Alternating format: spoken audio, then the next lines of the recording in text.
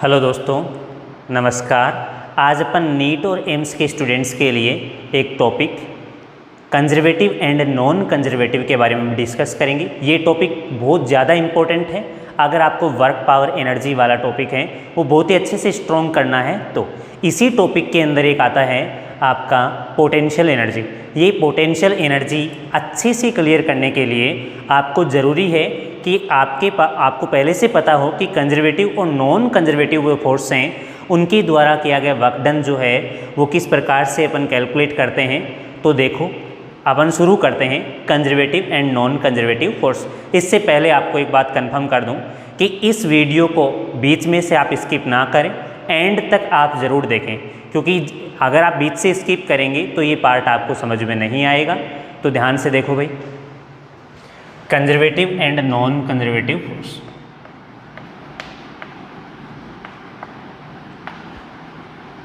Conservative force के अंदर अपन देखें तो सबसे पहले आपको कुछ चीज़ें ध्यान रखनी है। वो ये है कि इस कैटेगरी में जितने भी फोर्सेस आते हैं उनके द्वारा जो किया गया वर्क डन है वो आपका क्या होना चाहिए, जीरो होना चाहिए इन ए कंप्लीट साइकिल।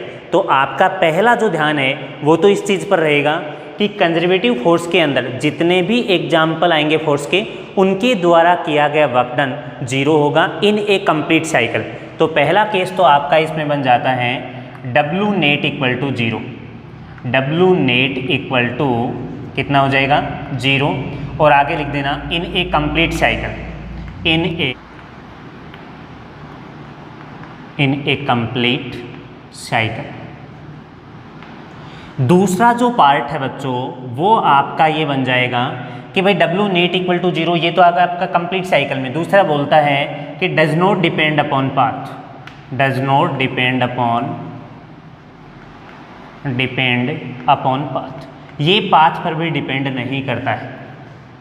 तो ये दो चीज़ें हैं वो आपको ध्यान में रखनी है। पहला है कि नेट वर्क डन जो आपका वो जीरो आएगा इन ए कंप्लीट साइकिल, और दूसरे पार्ट में ये बोला गया है कि भैया ये पाथ पर डिपेंड नहीं करता है। तो देखो बच्चों, इन चीज़ों को अपन और अच्छे से समझते हैं। और जो सबसे इम्पोर्टेंट वाला केस है वो है इनके एग्जाम्पल कौन कौन से होते हैं। तो पहला आपका आता है ग्रेविटेशनल फोर्स, ग्रेविटेशनल फोर्स। और दूसरा आपका आता है इलेक्ट्रोस्टैटिक फोर्स, इलेक्ट्रोस्टैटिक फोर्स। और जो थर्ड आपका आता है बच्चों वो बन जाता है स्प्रिंग फोर्स। तो ये तीन जो फोर्स हैं, इन तीनों फोर्सेस द्वारा किया गया वर्क डन इन एक कंप्लीट साइकिल क्या हो जाएगा, जीरो। और इनमें जो वर्क डन है वो पाथ पर डिपेंड नहीं करता है। तो अब इसको और अच्छे समझते हैं अपन एक एग्जाम्पल के जरिए। देखो, यहाँ पर अपन ने एक ब्लॉक रखा m मास का, और ये ब्लॉक जो है वो यहाँ चला गया भाई। ये इसकी सिचुएशन है A और ये इसकी पोजीशन हो गई B। यहाँ पर ये आ गया जी। और ये जो हाइट है इसको अपन ने रिप्रेजेंट कर दिया किससे, h। देखो बच्चों, जब ये नीचे की तरफ आ रहा है, मतलब यहाँ से इसको ड्रॉप किया जा रहा है, तो अपन ये बोलेंगे कि इस पर ये नीचे की साइड लगने वाला mg हो गया। और ये वाला जो फोर्स है वो डिस्प्लेसमेंट भी इधर ही है, इसका मतलब थीटा कितना है रे, जीरो। तो इस केस में आप ये कह सकते हैं कि आपका जो WAB है, WAB है वो कितना आ जाएगा, mgh। तो ये आ गया mgh। G और H ऊपर से नीचे की तरफ नेगेटिव, G आपका नेगेटिव नेगेटिव पॉजिटिव, तो ये आपका पॉजिटिव वर्क डन बन गया। दूसरे वाले केस में अपन ने क्या कहा कि ये एक m मास का ब्लॉक बच्चों, और इसको इस पोजीशन A से आप ऊपर की तरफ थ्रो करते हैं और ये यहाँ तक चला गया। ये हाइट मैंने बताई आपको कितनी, h।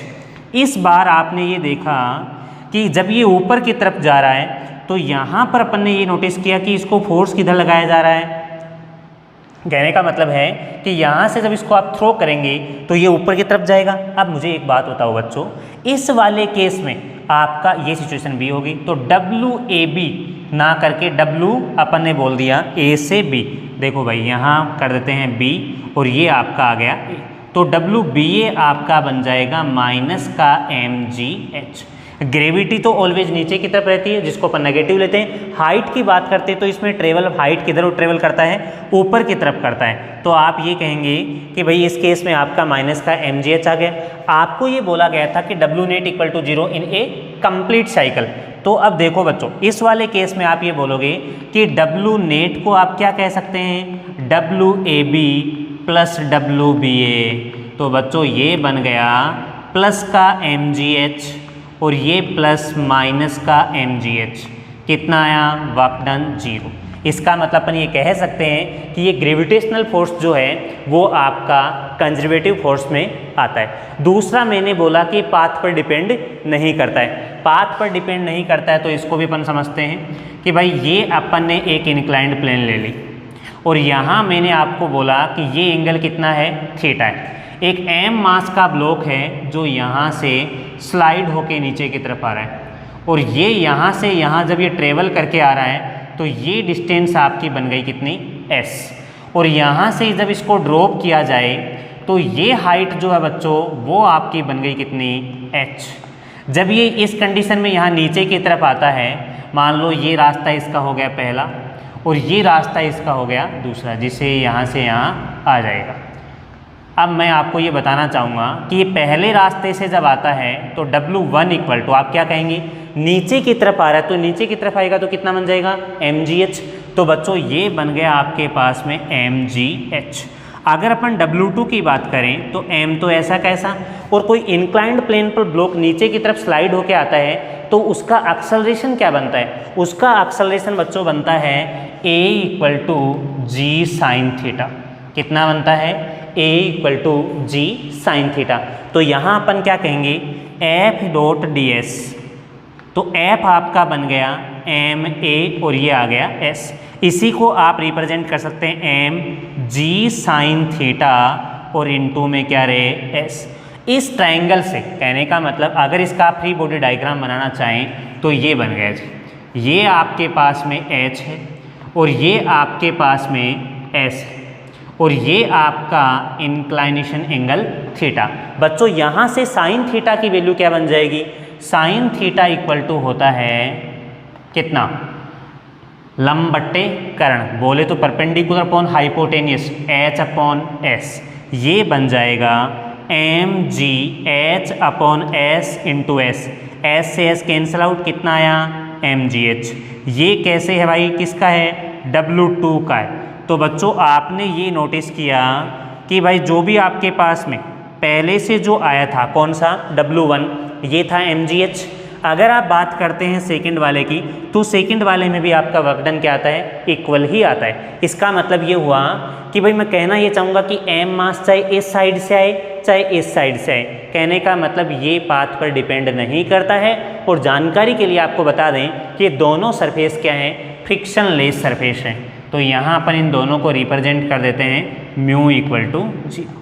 नॉन कंजर्वेटिव फोर्स, तो नॉन कंजर्वेटिव फोर्स को अपन देखेंगे कैसे आइडेंटिफाई कर सकते हैं कि नॉन कंजर्वेटिव फोर्स है। तो देखो सेकंड आपका आता है नॉन कंजर्वेटिव।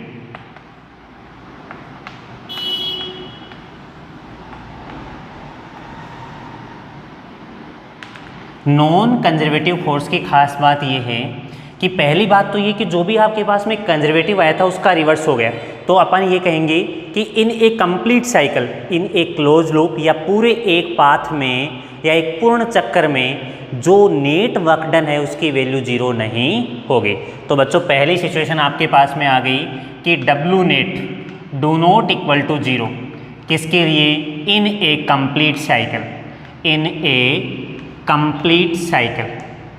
तो एक पूर्ण चक्कर में या एक पूरे क्लोज पाथ में आपका जो नेट वर्क डन है उसकी वैल्यू 0 नहीं होगी। दूसरा उसमें केस क्या था कि ये पाथ पर डिपेंड नहीं करता है, बट इसमें एग्जाम्पल क्या है इसका, फ्रिक्शन फोर्स है, विस्कोस है। तो उस कंडीशन में अपन क्या कहेंगे कि ये पाथ पर डिपेंड करता है। तो आप ये बोलोगे depend upon path, depend upon path. तो डिपेंड अपॉन पाथ है, इसका मतलब ये पाथ पर भी डिपेंड करेगा। और बच्चों इसका जो एग्जाम्पल है वो बन जाता है आपका फ्रिक्शन फोर्स और दूसरा आपका बन जाता है विस्कोस। कि दो एग्जाम्पल इसके बन जाते हैं, फ्रिक्शन फोर्स, विस्कोस फोर्स, और जितने भी आपके डोपिंग फोर्स होते हैं वो भी इसी कैटेगरी में आते हैं। तो सबसे पहले तो अपन ये देखें कि फ्रिक्शन में ऐसा होता है या नहीं होता है।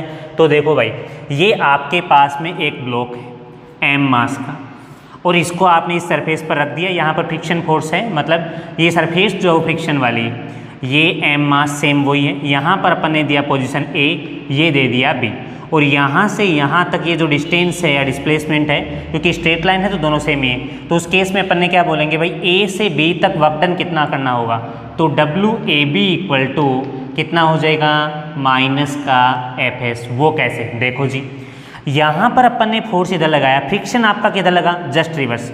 अगर एक्सटर्नल फोर्स इधर लगाया जा रहा है तो फ्रिक्शन, क्योंकि मोशन में इधर है तो मोशन के अपोजिट क्या लगता है, फ्रिक्शन, तो ये बन जाएगा ऐसा। तो इन दोनों के बीच में एंगल कितना आएगा आपको, डिस्प्लेसमेंट और इसके बीच में एंगल बनेगा बच्चों 180 डिग्री, और 180 होने की वजह से आप क्या कहेंगे, माइनस का FS। S क्या है, डिस्प्लेसमेंट। नेक्स्ट वाली सिचुएशन में अपन ने क्या बोला कि ये आपका m मास का ब्लॉक है, यहाँ बोला गया B, और ये बोला गया है आपको A, और इस B से A तक आप लेके जाएंगे तो आप क्या कहेंगे, ये बन गया आपके पास में डिस्प्लेसमेंट कितना जी, S।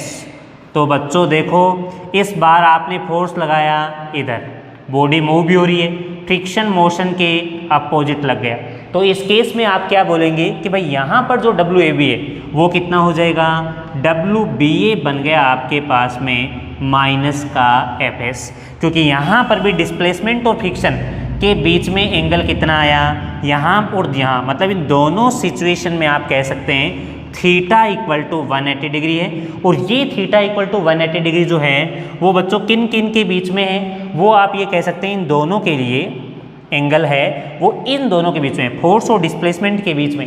ये कौन सा फोर्स है, फ्रिक्शन फोर्स है, तो फ्रिक्शन फोर्स दोनों के बीच में एंगल कितना है, ये W नेट कितना बन जाएगा, तो आप बोलोगे W net in a complete cycle, तो WAB प्लस WBA, तो ये बनेगा कितना रे, माइनस का FS प्लस माइनस का FS। बच्चों ये बन गया माइनस में 2F इंटू S।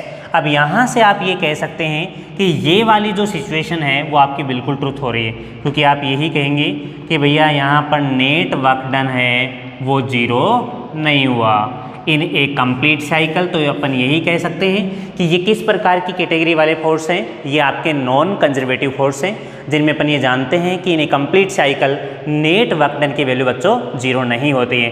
तो ये चीज़ आपको अच्छे समझ में आई होगी। सबसे पहले मैंने आपको बोला गया था कि जो कंजर्वेटिव फोर्स है उसमें आप दो चीज़ें ध्यान में रखें कि पूरी कंप्लीट साइकिल में नेट वर्क डन क्या होता है, 0 होता है, नॉन कंजर्वेटिव में 0 नहीं होता है। अब दूसरी बात करें कि वो पाथ पर डिपेंड करता है, नहीं करता जी।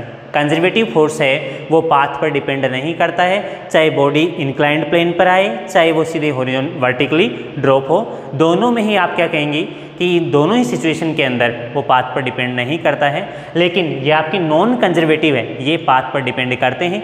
इनके एग्जाम्पल जो हैं किनके, नॉन कंजर्वेटिव के बच्चों बनते हैं आपके फ्रिक्शन फोर्स और विस्कोस फोर्स। लेकिन अगर अपन बात करें कंजर्वेटिव फोर्स की तो उसमें बड़े फोर्स आते हैं, जैसे ग्रेविटेशनल फोर्स है, फ्रिक्शन आपके स्प्रिंग फोर्स है, इलेक्ट्रोस्टैटिक फोर्स है। तो उनमें अपन क्या देखते हैं कि इन कंप्लीट साइकिल आपका नेट वर्क डन बच्चों क्या बन जाता है, 0। इसी को ही आगे अपन न्यूमेरिकल से समझने की कोशिश करते हैं। देखो सबसे पहले इस क्वेश्चन में ये बोला गया in conservative field which of the following is correct, which of the following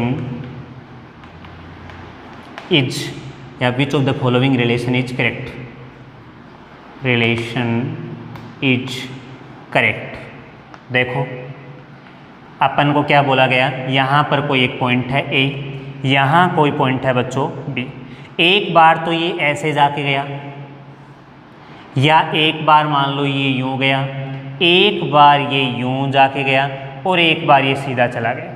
इस रास्ते को अपन ने नाम दे दिया पहला, इसको अपन ने नाम दे दिया सेकंड, इसको अपन ने नाम दे दिया थर्ड, और इसको अपन ने नाम दे दिया फोर्थ। और ये बोला कि इनमें से कौन सा रिलेशन है वो ठीक है। ऑप्शन में आपको क्या मिला, पहले वाले ऑप्शन में ये बोला गया कि W1 ज़्यादा है W2 से, और फिर ये ज़्यादा है आपका W3 से, और बच्चों इसके बाद में आगे वाले ऑप्शन को ये देता है W4 यहाँ ऐसा।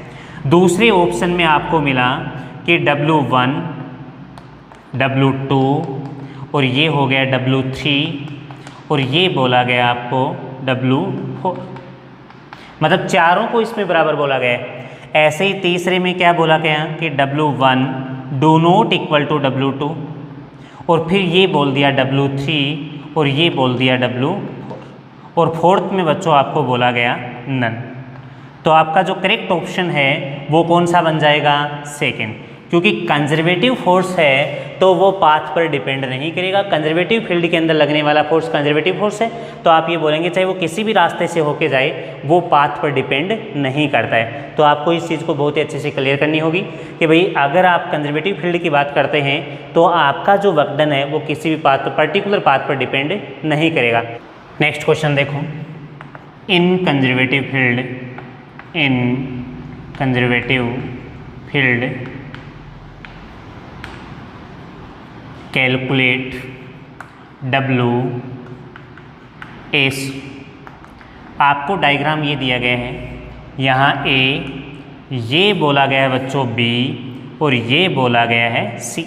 A to C की वैल्यू आपको कैलकुलेट करनी है कि कितना वर्क डन होगा। इसमें इसने बोला कि 5 जूल किया गया है, 5 जूल यहाँ कर रहा है A to B में और B to C में ये कर रहा है 2 जूल।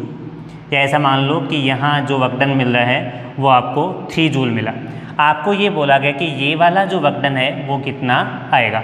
ऑप्शन में बच्चों आपके पास में मिला, पहला तो मिल गया 2 जूल, दूसरे में आपको मिल गया 8 जूल और तीसरे में आपको मिल गया माइनस का 8 जूल और फोर्थ में आपको मिल गया कितना? 4 जूल।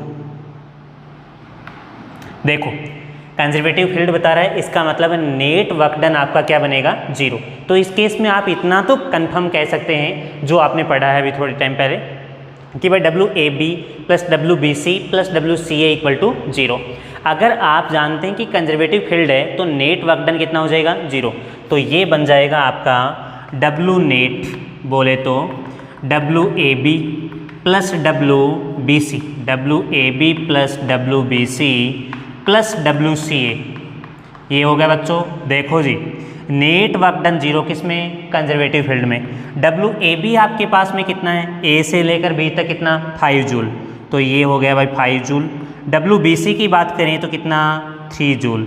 और WCA, लेकिन आपको तो कैलकुलेट करना है AC, तो आप बोलोगे 5 और 3 8, तो ये बना WCA इक्वल टू कितना आ जाएगा? माइनस का 8 जूल। लेकिन बच्चों आपका आंसर ये नहीं है, क्योंकि आपको पूछा गया है WAC। तो WAC की आप बात करेंगे तो आपके पास में आ जाएगा 8 जूल। तो इट इज़ योर आंसर। तो ये 8 जूल आपका आंसर बन गया। नेक्स्ट क्वेश्चन देखो। नेक्स्ट क्वेश्चन में ये बोला गया है कि भाई सबसे पहले आप ये तो चेक करें कि किस कंडीशन में आप ये कह सकते हैं कि ये कंजर्वेटिव है, किस कंडीशन में आप कह सकते हैं नॉन कंजर्वेटिव है।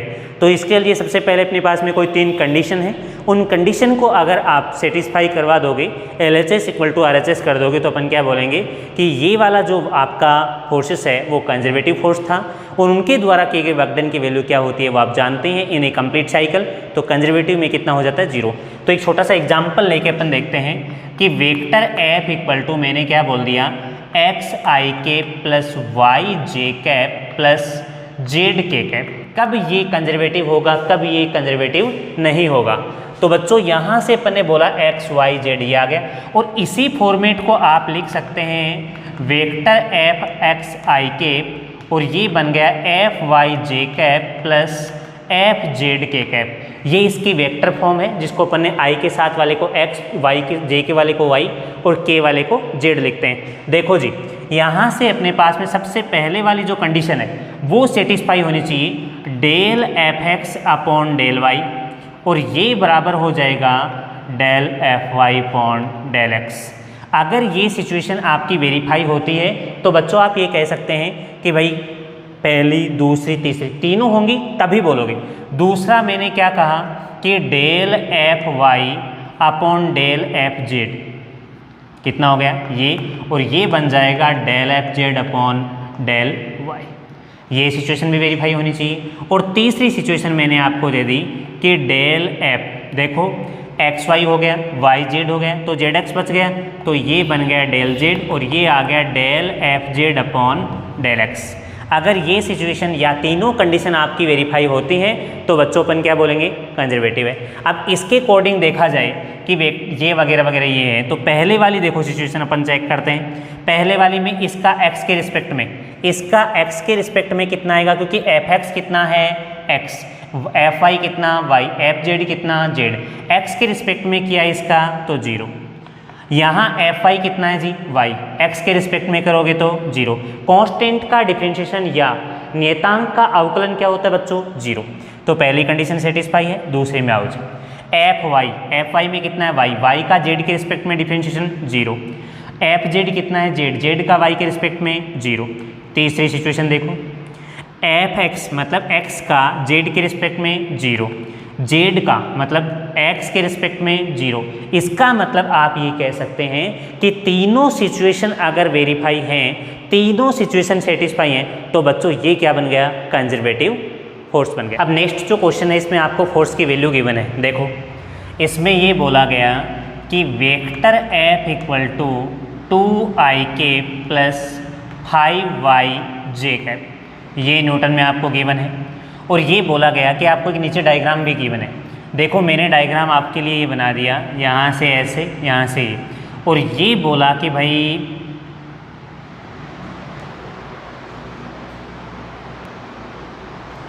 तो ये बन गया कैसे, ये वाला और ये वाला, ऐसे बोल दिया।